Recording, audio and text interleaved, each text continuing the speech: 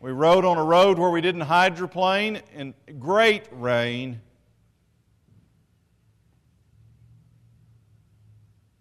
I think He's doing God's work. Provided a way for people to get their goods to market, a way for people to travel safely, a way that made as little impact and footprint on the environment as possible. This is God's work. And we can do it to His glory.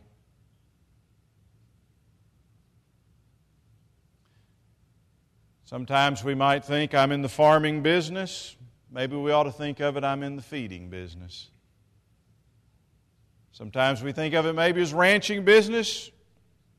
I'm in the feeding business. What do?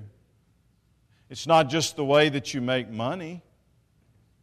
God has called all of us to be in a partnership with Him in which this earth is cared for, loved, used responsibly, and passed on to generation after generation. Some of my professors in a previous church, I would occasionally make the mistake of referring to the soil as dirt. Don't refer to the soil as dirt. It's not dirt, it's soil. I would always say to them, I bet if you come in from the field with some of that soil on your feet, I bet your wife doesn't say, take the soil outside. On the carpet, it's dirt. Soil conservation. God's work.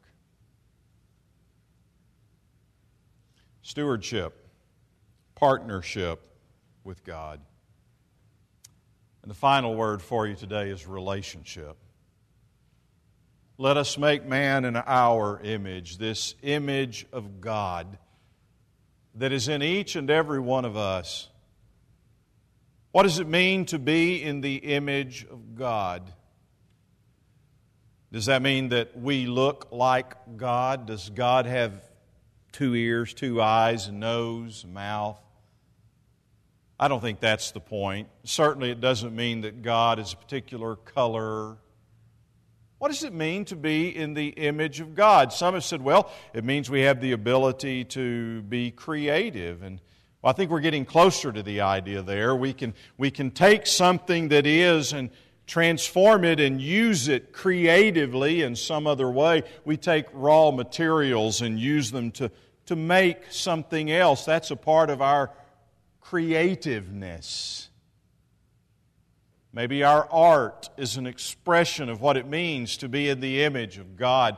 To take a voice that can speak, but turn that voice into song, and with that voice not only make song, but make melody and harmony and rhythm. All of this, what it means to be creative like God. But I want to suggest to you that this notion of being made in the image of God is something even more than that, and here's really where it comes down to.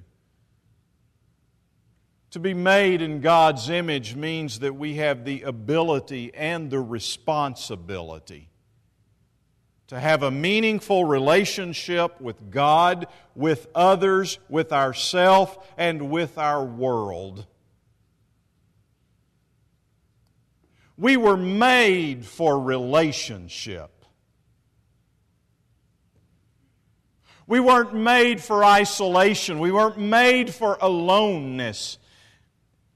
Day 1 of creation, God saw that it was good. Day 2, it was good. Day 3, it was good. Day 4, it was good. Day 5, it was good. Day 6, it was very good.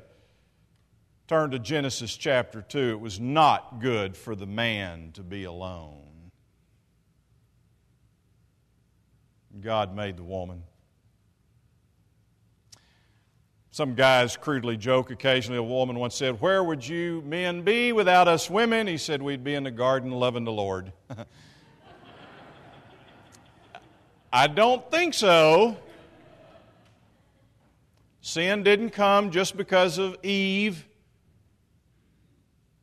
Thousands of years of male interpreters of Scripture have read it that way. Ladies, you can read Scripture too, and if you listen closely to the text, what it says, and Eve ate, and she gave to her husband with her and he ate also. Guys have this idea that Adam was at work and Eve was home watching soap operas when the devil tempted her, you know. They were together. They were co-conspirators in this thing called sin. God made us for a relationship. Let me tell you something. Sometimes people say, all I need is the Lord. That's all Adam had, and it wasn't quite enough. He needed somebody else. And God made the woman and brought the woman to Adam, and Adam saw her, and he whipped out his guitar and sang the first country western song in history. This is now, I don't know the tune exactly, but the words of the song were, this is now bone of my bone and flesh of my flesh, and I'm sure that in the original Greek it was a little more like just, wow, a woman. And he was a goner from the start. He fell in love with her instantly. This was it. He was made for relationship. Relationship with God and relationship with others. Love your neighbor as you love yourself. We're supposed to be also something about ourself and our belief and who we are and how God has made us. Rightly related to self. And we're made to be stewards of the earth and all that it is. Rightly related to the world. And I'm going to tell you something. If you're going to be rightly related to God and to others and to yourself and your world, you're going to work at it. There's some labor involved. It's your job.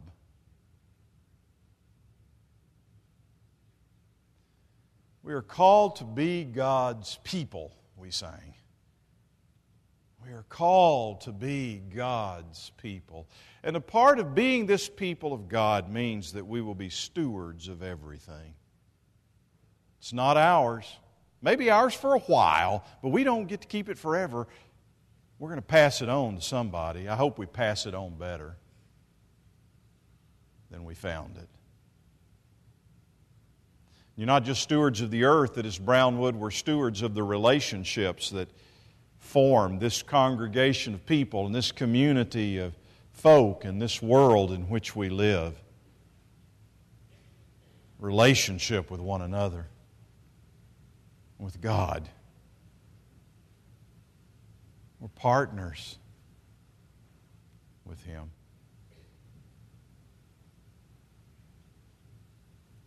My first job was mowing yards. It was a good job. My dad assumed all the risk and I had all the reward. He paid for the lawnmower, bought the gas, drove me to the place that I was going to mow the yard because I wasn't allowed to drive when I was 10 years old. He'd help get the mower out of the car and he'd stand around and watch as I mowed. And when I was finished mowing the yard with his mower and his gas and they paid me, he let me keep all the money. Not a bad gig if you can get it. You know, if you can find a job you can do where someone else assumes all the liabilities and you get all the reward, that's a great gig. I got a whopping $2 for every yard I mowed. $2.50 if I edged it too. I didn't have a power edger. I had a pair of grass clippers and I'd get down on my knees and like that. I liked small yards, I'll tell you that. At the end of my first summer, we'd made enough money, I even paid off a trumpet. My first trumpet I bought. Paid for it myself. My dad would say, my boy and I are partners in the lawn mowing business. It was an uneven partnership, I'll tell you that. He often got out there and mowed with me. Sometimes I'd come around from mowing the backyard and I'd find he was the one down on his knees clipping the grass so I could make the extra 50 cents. I got home with my first $2 and Daddy said on Sunday morning we got ready to go to church, he said, "You want me to break that $2 for you?" I said, "Why, no, it's fine the way it is." He said, "But you owe the Lord 20 cents. You made $2, you owe the Lord 20 cents.